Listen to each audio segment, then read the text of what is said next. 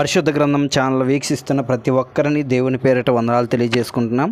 ప్రేమ, సంతోషము, సమాధానం సదా మీకు తోడేండి నడిపించునుగాక.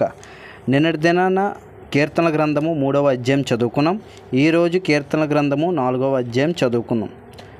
నా నీతికి ఆధారముకు దేవా, నేను మొర్రపెట్టినప్పుడు నాకు ఉత్తరమిమ్ము. ఇరుకులో నాకు విశాలత కలగజేసిన వాడవు నీవే. నన్ను కరుణించి నా ప్రార్థన అంగీకరించుము. నరులారా, ఎంతకాలము నా గౌరవమును అవమానముగా మార్చెదరు? ఎంతకాలము వ్యర్థమైన దానిని ప్రేమించెదరు?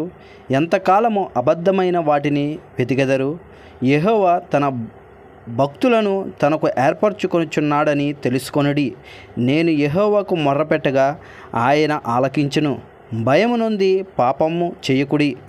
మీరు పడకల మీద ఉండగా మీ హృదయములలో ధ్యానము చేసుకొని ఊరుకుండుడి. నీతియుక్తమైన బలులు అర్పించుచు యెహోవాను నమ్ముకొనుడి. మాకు మేలు చూపువాడెవడని పలుకువారనేకులు.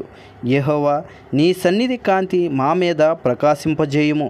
వారి ధాన్య ద్రాక్షరసములు విస్తరించిన నాటి సంతోషము కంటే అధికమైన సంతోషము నీవు నా హృదయంలో పుట్టించితివి.